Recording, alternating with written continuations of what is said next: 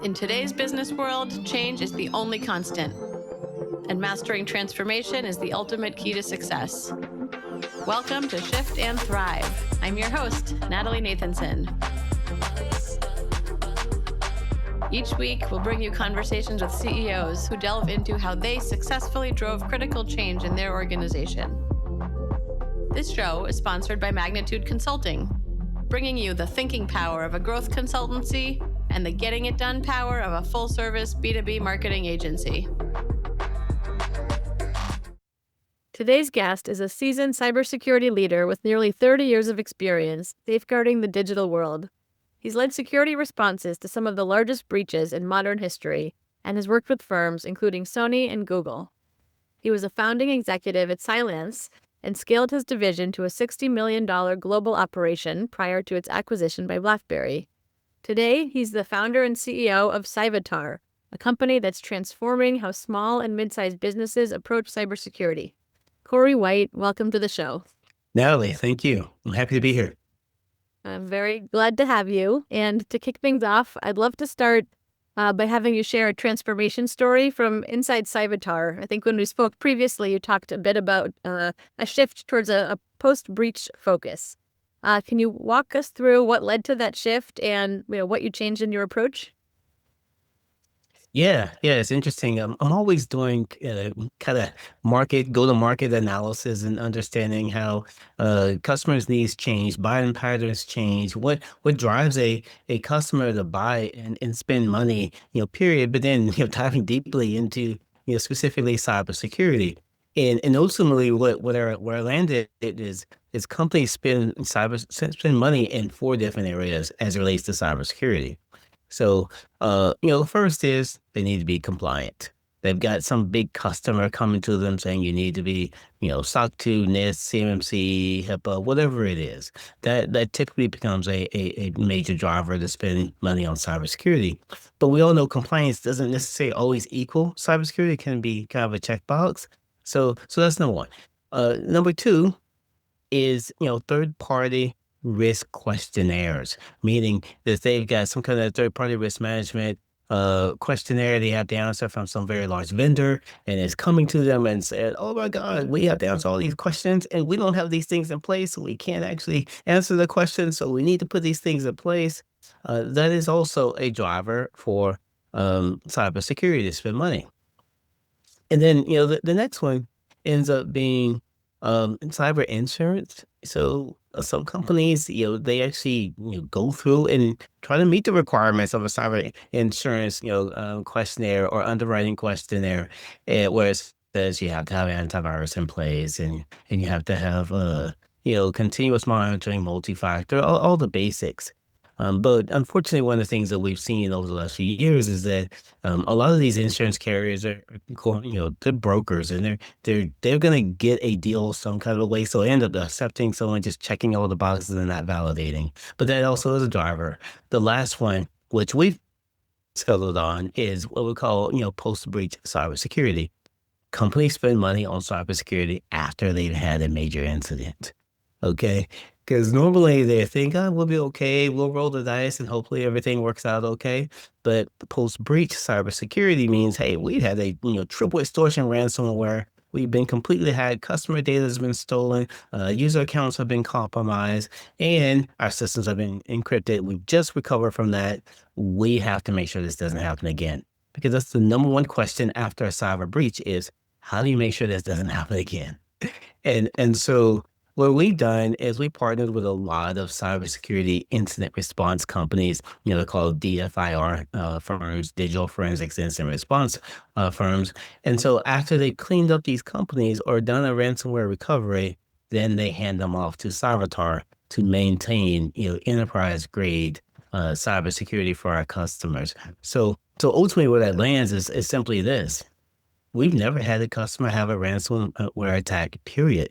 So, I challenge the audience. I want you guys to think about it. If you're a cybersecurity provider, whether it's an MSSP or an MSP, and their customers have had a breach, think of this analogy. Imagine if if you're a celebrity and you have this bodyguard, and the bodyguard previously has had five or six of the company, five or six of the people that he is or she is securing die.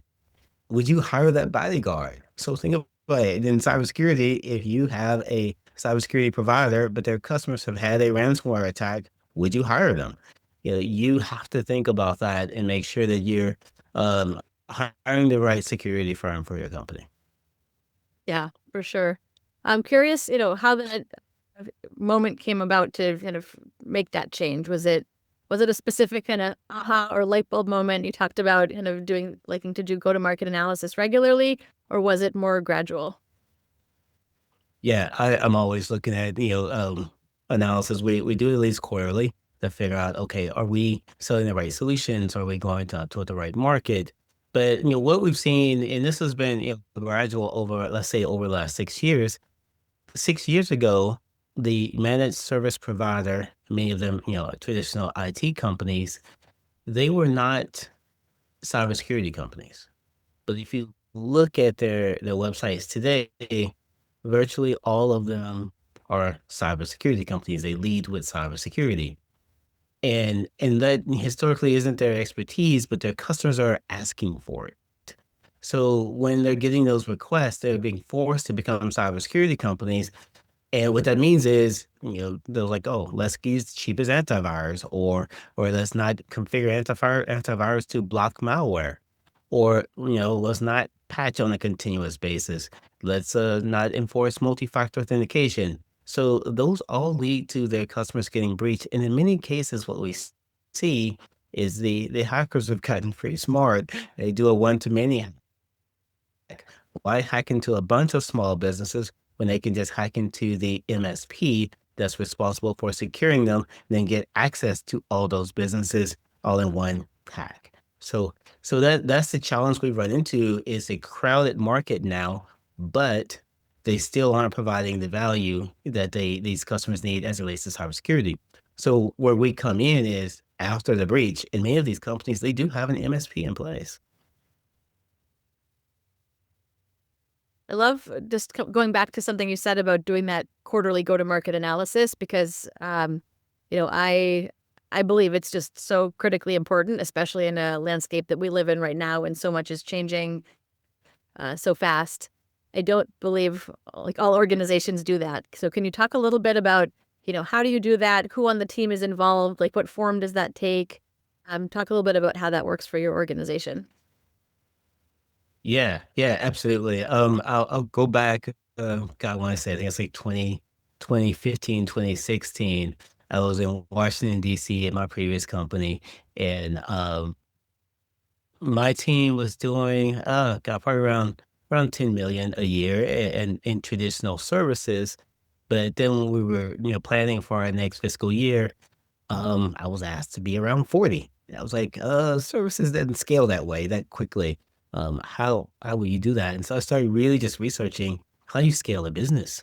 What does that look like? What's the methodology around it? And I found a methodology called scaling up. And I went and got certified in it. I met the founder of the organization, and met a couple times at a few conferences.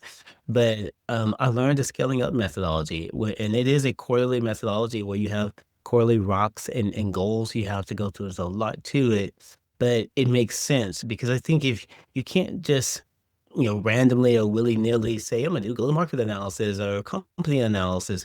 You have to have a plan.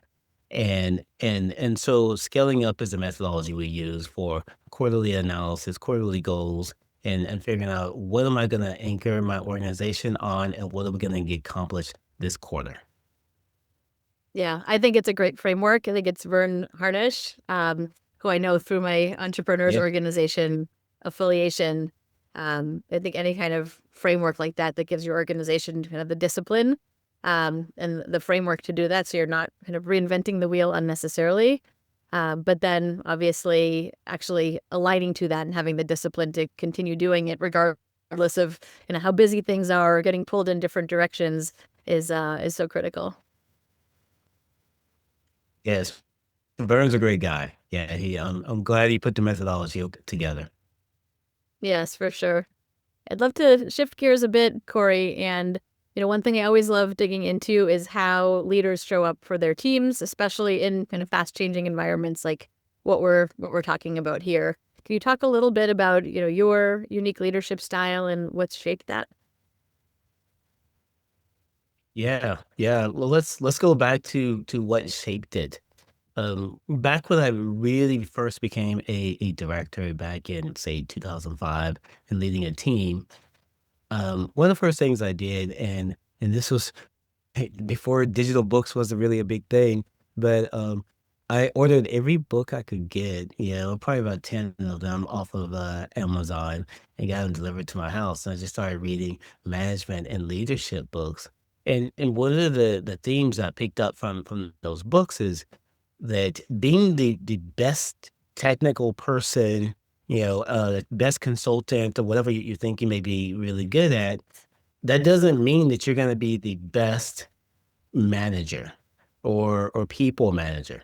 Those end up being two separate skill sets that you have to learn. And so I focused on learning how to be a good people manager, and then ultimately I landed on with a phrase that you probably heard before called servant leadership. And servant leadership basically is you work for your employees, and it sounds counterintuitive until you think about it. What if every single one of my employees were highly successful and I was right there, behind them, supporting them to be highly successful in their jobs? What does that make the company? It makes the company highly successful. And you're stacking up points, with your employees where they know that eventually they can trust their leader. Their leader has their back. They can confide in them.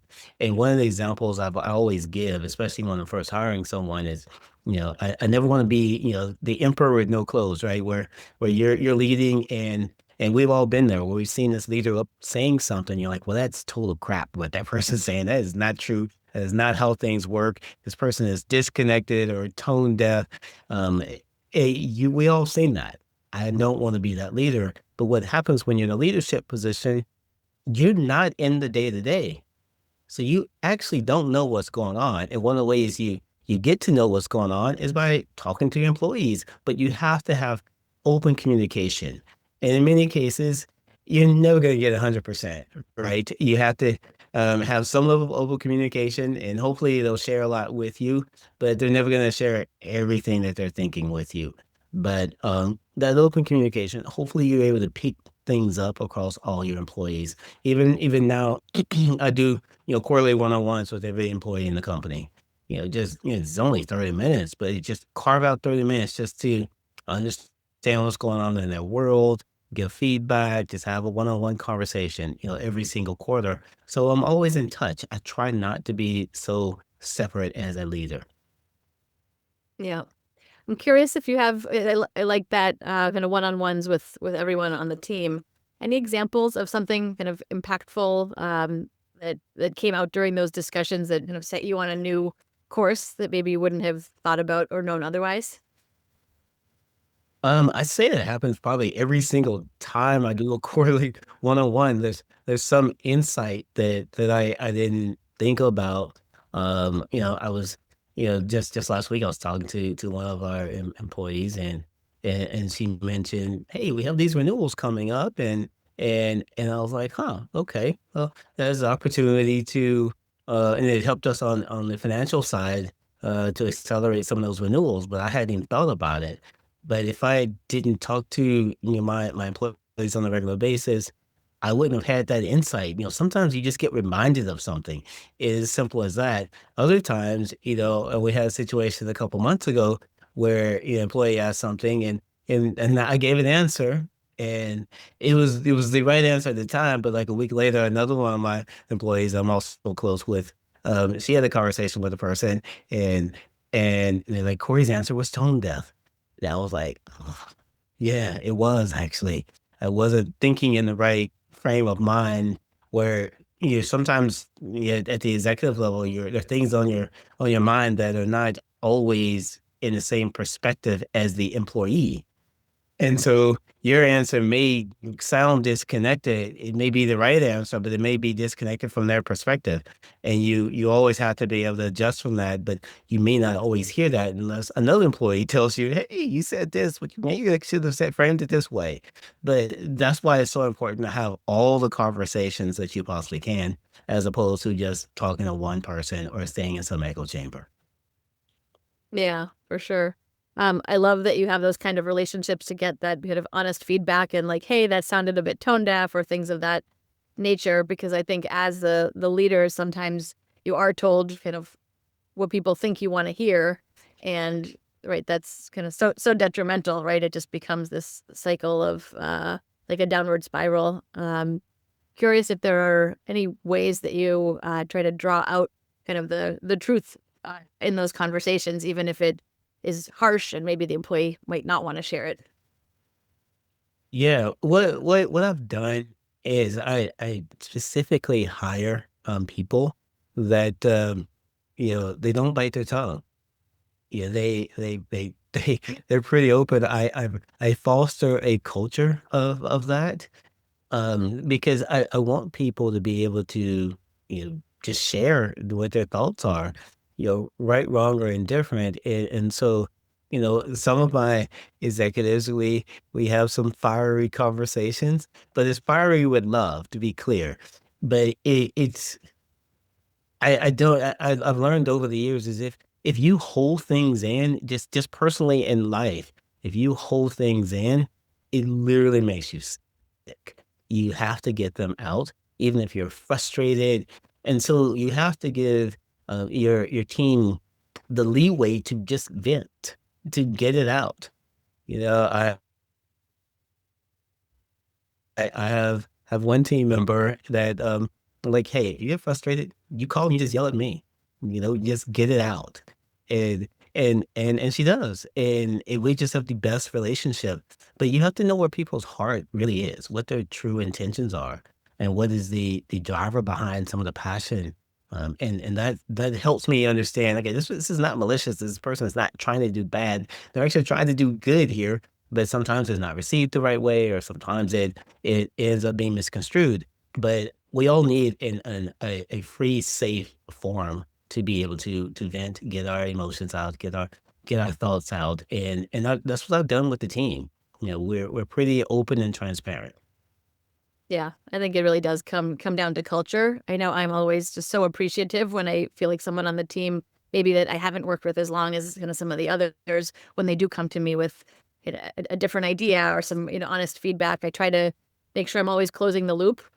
So I take the feedback, I do what I do with it, and then I always follow up, both to show my appreciation and then, hey, here's what you got me thinking about, or here's what I did as a result of what you shared, because I think that shows that you genuinely want that feedback and want more of it. So it's kind of a cycle that kind of furthers that kind of relationship. Hey, this is Natalie, your Shift and Thrive host. After chatting with lots of CEOs, one thing is crystal clear. Leveling up your company means having a killer go-to-market strategy. That's what my crew at Magnitude Consulting does every day. If you're trying to step up your marketing game, whether it's strategizing, accelerating your pipeline, expanding into new markets, or getting into AI and automation, let's talk. No pitch, no pressure, just good conversation. Visit shiftandthrivepodcast.com/Natalie to schedule a time. Can't wait to connect. I want to shift gears a bit and talk a bit about generative AI. I know it's there's lots to talk about with that these days, and a lot in and out of your industry. Um, when we spoke previously, you painted a stark picture of how fast the threat landscape is shifting, especially kind of in the SMB space, where not all companies are as prepared. Curious to hear from you, like, what are you seeing in how Gen AI is changing the cybersecurity game, and what should leaders both in and out of cybersecurity be thinking about? Yeah, yeah. It's really interesting what's happening right now. And also, kind of frightening a bit, especially in a small to medium sized business space. You take, yesterday I had an inbound call with a company, and And we went through, their security stack, or in this case, lack thereof. And basically they had nothing in place. They all the way to the point where they weren't enforcing multi-factor authentication on their email, just nothing. So let's just say if that's the average small to medium-sized business, they have kind of nothing. And even the ones going back to the ones that have an IT provider, it's spotty what they have. Sometimes they're patching, sometimes they're not. Multi-factor isn't fully enforced. Antivirus may not be blocking. It may just be, something on the endpoint, but not necessarily enterprise grade or AI based. So if that's one side of it, now let's look at the other side of it. Prior to generative AI even coming out, the hackers were highly successful. Okay. It's not like they were failing and being stopped. They were highly successful. And so now we've got, the phishing emails.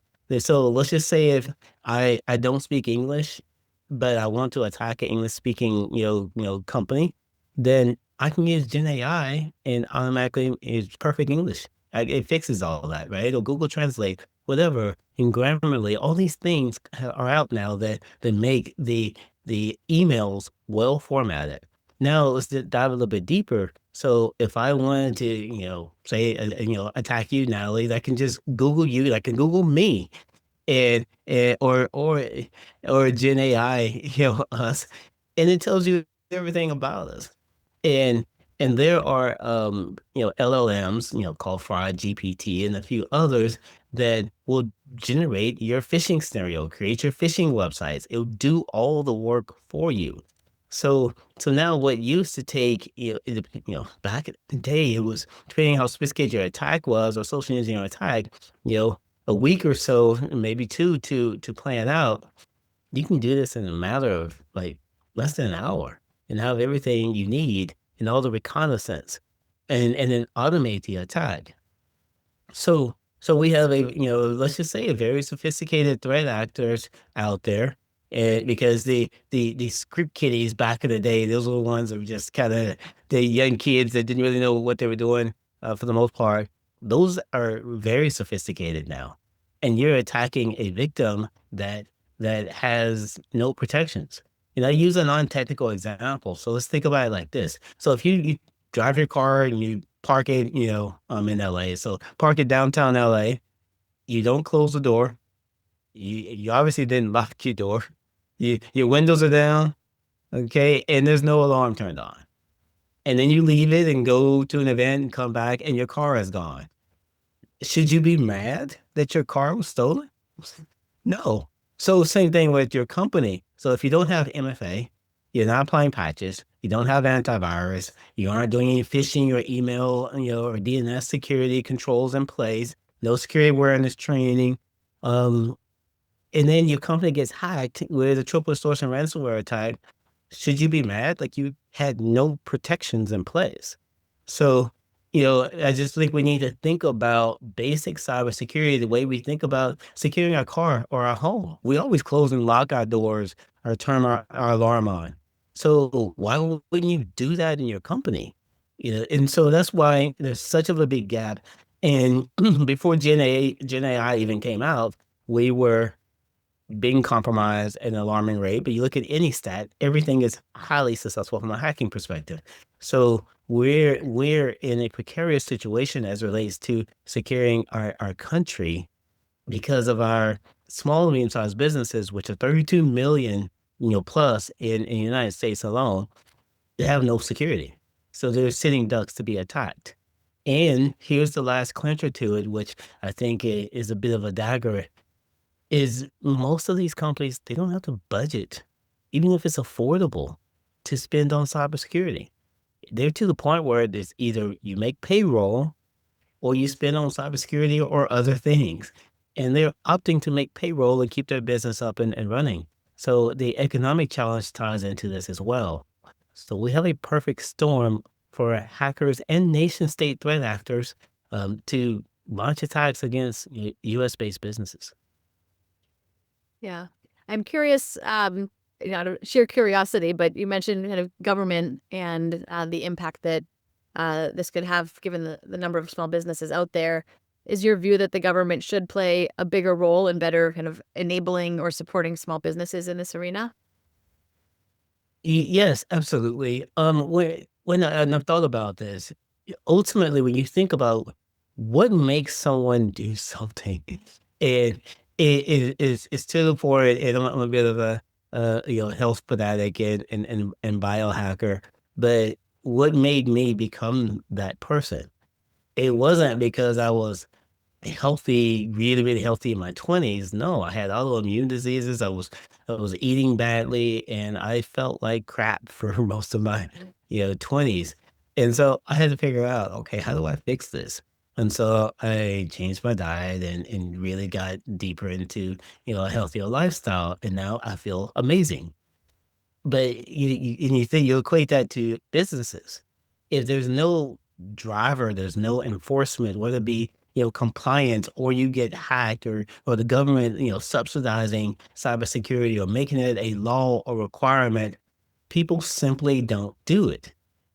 If I never got sick, I would keep on eating fast food and drinking soft drinks all the time, because then why would I change? And so the same mentality applies to companies.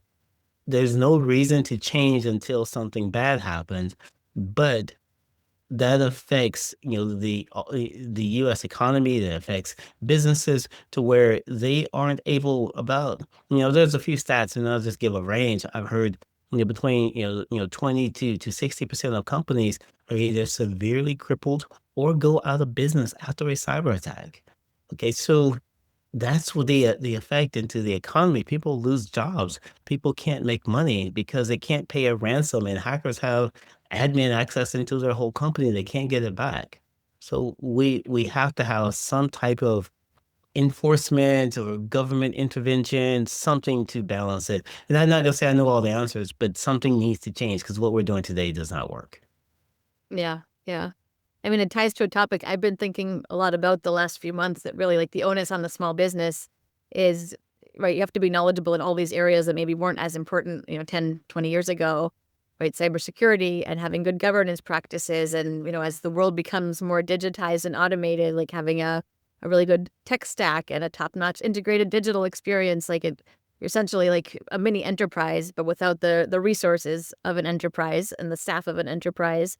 So it's a challenging place to be, um, but really kind of needing to fire on all cylinders and look at kind of where do you develop those skills in house, where do you kind of bring in kind of outside expertise for that. So it's definitely a challenge, and I think we'll only continue in that direction. Yeah, that's exactly it. Yeah. I'm curious, before we move off the AI topic, if you have any interesting or fun use cases, like either for yourself as a CEO or anything in your personal life, anything you're kind of any way you use it that you think would be interesting for others to hear. Oh, wow. I use it in so many ways. Um, one book that helped me get, a focus around it, it's called AI Leadership. So, I read through that book, and it talked to a few things. A few data points I picked up from it was, one, there is a posted on my computer monitor, is it says, "How can AI help with this?" Okay.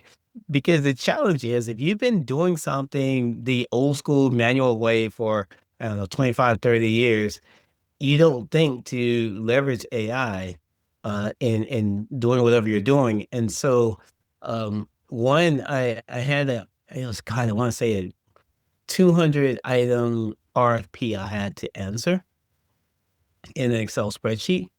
And I was able to, using, I have a voice tool that I use that has really good, voice recognition, and so using that with I was able to complete 200 questions in about an hour. And if I did, that with the normal old school way, it was probably easily, almost a week's worth of work. The research I had to do, the formatting and reviewing the language and making sure everything was done. So answering RFPs with AI is heaven compared to what it used to be. But there's so many use cases that is out there, that AI helps with. This is the golden age because, now that you got to think about it, when I first started, for me to learn something new, I literally would go and sit in Barnes and Noble, and read the books. Sorry, Barnes and Noble, I wouldn't buy every single book, but I would read them, read the tech books and the certification books. And then when they close at 11 o'clock, then I leave and go home. But that's how I had to study. How I had to get educated. It was all not on the internet. I mean, I started back in 1995, so it's like 96, 97. There wasn't a book for everything. And if it was, you could go to the bookstore and get it. So the hard part for me was information access. Now you have access to all the information. You have access to all the answers. And one of my pet peeves, and it always has been, just coming from that background, is when people say that they don't know. There's no I don't know in 2025. There's let me figure this out. Let me find the answer. Let me get the answer and interpret it and come back. One point I will say with AI that, yeah, I think we have to figure out an answer to, as a business world. There are people coming out of college or don't have the base foundational knowledge in a certain area, whereas I have 30 years experience in cybersecurity. So I can leverage AI, but when it's wrong or not clear, I know how to fix it. I know how to prompt and get to the right answer. But if you don't have the experience, you don't know when it's wrong. So you're taking what it says as face value and you don't know that that's wrong. And so that ends up being a gap. And I've seen some junior folks in my field and some interns, they'll use AI for something, but they don't know what's wrong. When I look at it, I immediately see, that's not it, that's not correct. And if they don't know the difference, and that's just experience. And I don't know how you bridge that gap. Because again, if I were, younger, 25, I'd be doing the same thing. I'd be leveraging AI, but I wouldn't have the background experience to validate it. And that's the hard part. So we got to figure out how to bridge that gap. Otherwise, we have a bunch of young people using AI, but dependent on it, thinking that everything is facts coming from it, and it's not always the case. Yeah, yeah, I totally agree. I think it's, the onus on kind of the education system and not just kind of the formal structures. But I think ChatGPT recently rolled out study mode. So rather than like giving students the answer, how do they kind of push the students to kind of think for themselves and driving that critical thinking? I think those kind of skills and having a more critical eye on everything that comes out is so important because, to your point, like something coming out of, let's say, ChatGPT, it usually sounds wonderful, but is it really kind of, when you have to actually think about what is it actually saying, and what do you do with that information? Yes. So I'd love to shift and talk a little bit more about the go-to-market side, because I know we talked a little bit about this earlier, and you've led through some major shifts. You've talked about service models, new buyer behavior. So I want to talk about how you focus on getting this right, and you know how do you think about the go-to-market side of a change and kind of what you need to work through as an organization to make the right bets? Yeah. I think the number one bet from a go-to-market perspective that every company has to figure out is scale. Okay? Because you can do it, onesie twosies here and there. You can founder-led sales is typically how startups start, and they, it's through the founder relationship or the founder pitching and doing every single sales call. But how do you scale beyond that? What does that look like? And and I don't think that most people spend, or companies even spend enough time figuring out that shift. You get and you there's a certain point where you say, "Oh, you have product market fit," and unfortunately, that's a sliding scale.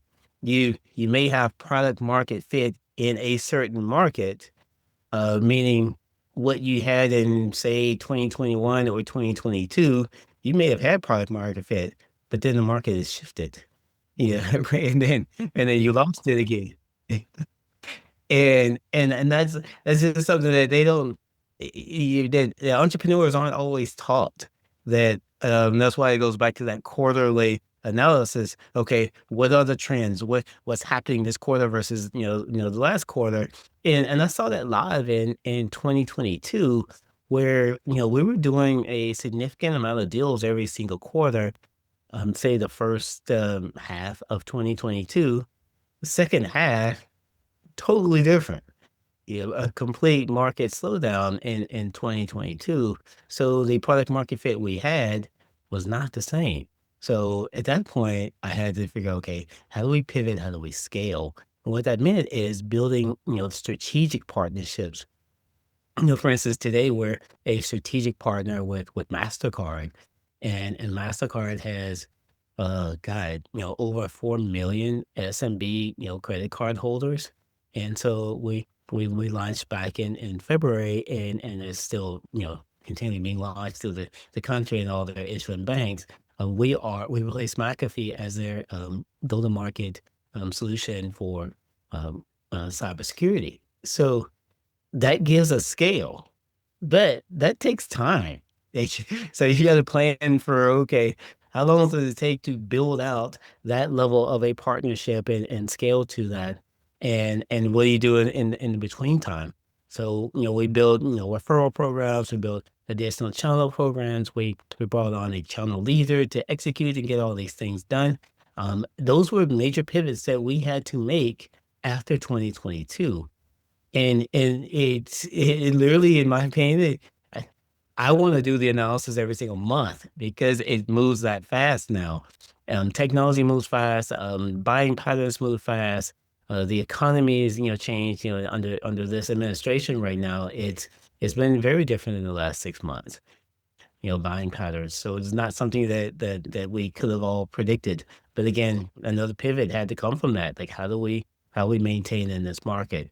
So I just think every single entrepreneur needs to be conscious of what is happening from a economic market conditions, what's happening from a customer needs, what is happening from a competition perspective, and also you look at, your pricing. Where does your pricing land? Because again, our pricing was at one point. We made some changes. We made, price changes 3 times over the last, 6 years based upon market conditions. But all that needs to be looked at.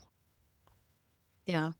I want to hear a little bit more about, how you scaled up your partnership efforts, because I do find that's an area that a lot of companies struggle. And my view is that partnerships will only grow in importance in go-to-market as we see more and more digital noise and lack of kind of knowing who and what to trust. Um, so how did you scale that up for your organization? Yeah, founders, even if they have a ton of relationships, they got to get to the point where they can't execute on everything. And one of my mantras, especially as being an executive in my last company and even here, I always try to get to the point where I don't have a job. Okay. Because if it's my job to do something, then inevitably I'm gonna get distracted. There's something that's gonna come up. There's something I gotta do. I can't really focus as founder and CEO of the company. There's always something that you have to go and do. So you got to get to the point where you're able to scale up to a certain point where you can delegate. I have a fantastic, channel leader. Her name is Maria Diaz, and based out of New York, and she's just killing it. Whereas I can go to a conference and meet with some folks or folks I may already know, like, hey, let's partner, let's make this happen. And that's typically what happens. You run into someone you're like, "Look, we build a partnership, let's do it," and then nothing happens. So you gotta have that person you can hand it off to and say, "Hey, we're building a partnership with, this company here." And once you do the initial first call, let them run with it. Like, for instance, like literally right now, my team is doing a partner kickoff call with a company that I know very well, locally here in California. I built a relationship to there, but I don't need to be on that call. The team's got it. And so that's an important, lesson learned is that you can't do it all, but you gotta find the right time in your business to be able to transition that off. Because if you do it too early and you maybe have the wrong person, then you're gonna fail. You gotta do it at the right time when you have, a good foundation of your, company and your market and go-to-market strategy, and then you're like, "Alright, let's augment this with a partner strategy." And then you got to build a partner platform. And that took us about 6 months really to build out our referral program and partner platform and make all of it automated and affiliate links. All those things had to be in place before we could go out and start building some of these partnerships and get them to work at scale the way we needed them to. Yeah, yeah. I do think going in with kind of eyes wide open to all those investments and the time to impact and all of that is just so critically important. And especially if you're a smaller organization and maybe partnering with some much larger firms, also thinking about, where do you draw the line on, how much customization you're willing to do for a partnership and things like that. I was just talking to someone a couple of days ago that was asked by, I think, Accenture to create some new materials, a new program, and this would have diverted the majority of their partner resources to create that. I think going in with some of those rules of the road in mind, and not to say that you won't adjust opportunistically, but being very clear on kind of what it's going to take to be successful in that environment. Yeah. I also comment that you can ask for money. If someone's asking you to create something and there's a significant lift, then ask them to help fund it. Yeah, I think oftentimes people are afraid to ask, and I don't know why. So I think that's a great piece of advice. Yeah. Uh, Corey, I'd love to maybe take a sidestep here. We've learned a lot from you. I'd love to learn a little bit more about you. So can you tell me a bit about, your childhood? Did you know you'd kind of be in cybersecurity or be an entrepreneur? Like, how did you get from who you were as a child to where you are now? Yeah. Yeah. I guess I did know I was eventually going to be an entrepreneur. One of the things that it fascinates me, I tell all my employees, and we work together on this. I want to understand what is your innate skill? What are you naturally good at? What were you born with? Right? That's what innate means, right? What were you born with? And sometimes people come back and like, well, I'm good at this. Like, no, you learn that. What were you naturally good at? And one of the things I did notice as a child, I would tend to step up and lead, and if no one else was leading, then I would just jump in and do it. I never was much of a follower, but also at the same time, one of my favorite kind of personality profile tests is called the Spark type, and the founder of it, Jonathan Fields, has done an amazing job, of making it simple, 10-minute test. But we do it. I've done it in my last two companies. So there are 10 different spark types. Like I am a maker maven, someone that is driven to create and build new things, maker. And a maven is someone that loves to learn new things. So if there's something to learn out there, I will deep dive and learn everything about it. And then I was like, oh, now I know this thing. I can go and build something with it. But as a child, I was that kid that always broke his toys. And and my parents were like, "Alright, how long before Corey breaks this toy?"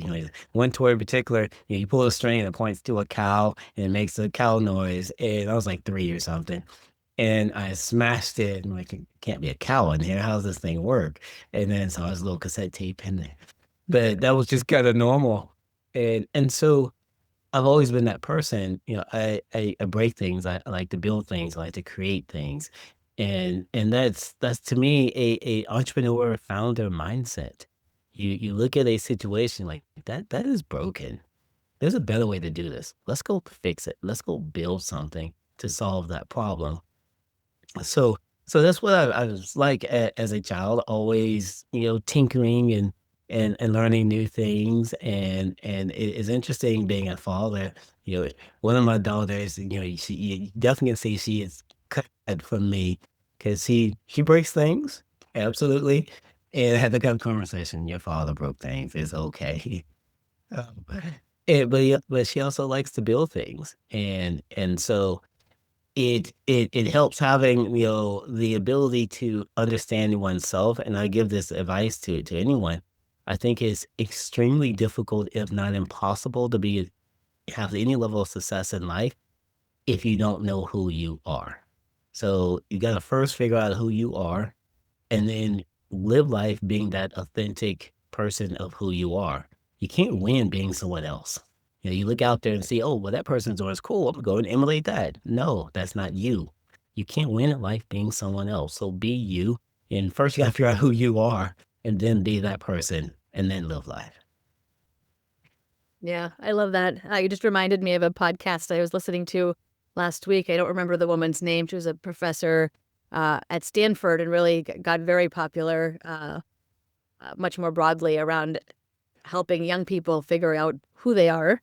And she made an interesting distinction between values and virtues, Mm. and that virtues are more of the things that right, everyone will agree on, right? Like kindness and honesty and things like that. And often people equate that with their values, which means they're not really exploring what are their personal values that might be different from the person sitting next to them. And that really getting into that helps you figure out, right, both like what you said, your innate skills, and then how you show up and how you kind of want to orient yourself in the world. Yeah, yeah, 100%. And you might be referring to, I don't know what podcast it was, but Carol Dweck wrote a book called Mindset, and she's a Stanford professor, and I highly recommend that because what that does is it talks about the growth mindset person, or a fixed mindset person. I personally, my opinion is I think everybody's kind of born growth, but in life conditions, an environment make you maybe into more of a fixed person. But we all are very creative. If you look at any child, there's a lot of creativity. They all want to create, and their minds are just completely wide open. But sometimes as an adult, by the time you're an adult, you've lost all that. And the growth mindset is like we were talking about with AI. You give me a problem. I may not know the answer right now this second, but I'll figure it out. There is a solution to it. And fix is more of people saying, "Well, I'm really good at this thing here, and you give me something outside of that, I can't compute. I can't do that." Which is crazy. We all can. You're only putting yourself in a box because of your mindset. And I'll finish with this. And I gotta look up to the actual test, but I think everybody remembers it. But when my first job, or actually second job, when I was interviewing to become an engineer, and this was in 1996, and I was going to be a network engineer. And at that point, no one knew anything about network engineering because it was all new. So you're not going to go and hire people that, hey, I'm an expert, been doing this for years because it's brand new. And so the guy interviewing me, he says, "All right, here's a whiteboard, here's a marker. Um, you got like a chicken, a fox, and some sticks or something, and you gotta get them across the stream, and you can't carry them all at the same time or whatever. How you do it, something like that." And so, like, okay. And I get up on the whiteboard, I start working through it and trying to figure it out. And I was just about to figure it out, and he says, "Stop." And I was like, "Oh, almost had it." And then shortly after that, the interview ended. But then, I don't know, 3 days later, he calls me up and says, I got the job. And I was like, "I didn't finish the scenario you gave me." And so we were lunch the first day of the job. I'm like, "Well, how did I get hired? I didn't finish the scenario." And he said, "Well, Corey, I interviewed, I don't know, probably 20 people. And of the 20 people, some people, they didn't even get up. They didn't even try. Other people, they wrote one thing down and they said, I just can't figure it out. And they all gave up. Of those people, you got the furthest of anyone else." And I was like, "But I didn't even solve it." And he was like, "It wasn't about solving it. It was, I wanted to see how you thought and your decision process and figuring out, logic of working through the problem, because that's what this job's about." And I was like, "Huh, okay, all right, cool." I never would have thought I got that job. And I never would have thought that most people would have not even tried or given up. But I think that's, a growth mindset versus a fixed mindset. And ultimately, you give me a problem, I'll figure it out. And there are a lot of people like that. And those are the types of people that I end up looking for and trying to hire, because I don't care what you know today. What can you learn and how can you apply that? And where can we go from there? Yeah, I think that's beautifully said. And I think coming full circle on the discussion that we're having, that, in today's environment, like you need people that have that growth mindset and bring their critical thinking skills and are looking at different ways of solving the problem. So I think it's a really great place to end the conversation. So thank you for all of those insights, Corey. I'd love to ask, if people want to get in touch with you, what's the best way to reach you? Yeah, definitely check out our company, Cyvatar.ai, Cyvatar.ai. You can go to the website, you can sign up for a freemium. We have free scans, free policies, and free risk recon scoring, free gap analysis. All that is in our platform. Takes about 30 seconds to sign up because we don't believe you should spend money on someone doing a gap analysis assessment. To my point, most small, medium-sized businesses have nothing in place. So why would you spend money for someone to tell you, "Oh, you've got nothing in place?" Uh, we do that for free. You'll be able to continually see what your gaps look like. But when it's time for you to secure your organization, then whether you're e-commerce enabled, or we're happy to jump on a call with you and figure out the right solutions for your organization. So definitely hit me up on our website, and please, connect with me on LinkedIn. Corey D. White on LinkedIn, easy to find. And if you have questions, hit me up there. I reply back to my LinkedIn questions all the time. I enjoy meeting new people, so happy to have a deeper conversation with anyone out in your audience. Wonderful. Thank you. Thank you so much for this conversation. Thank you, Natalie. It's been a pleasure. And thank you too to everyone listening. I know I loved hearing so much of what Corey shared, how he goes through that quarterly analysis to stay on top of the market with his team, learning more about the realities facing SMBs, and a lot of the topics that we covered around the changing skill sets and the needs of the future workforce. So thank you again, Corey. And if today's episode gave you, our listeners, valuable insights, and I'm sure that it did, please share this with someone. We know that sharing this kind of knowledge and information helps all of us grow as leaders and helps us drive successful transformation in our organizations. So thanks, Corey. And this has been another fantastic conversation on Shift and Thrive. I'll see you all next time. That's a wrap for this week's episode. For show notes and more, visit shiftandthrivepodcast.com. A special thank you to our sponsor, Magnitude Consulting, bringing you the thinking power of a growth consultancy and the getting it done power of a full-service marketing agency to help B2B companies fuel their growth. For more information on Magnitude and to get your complimentary transformation readiness assessment, visit magnitudeconsulting.com/getready. Thank you so much for listening. We'll see you next week.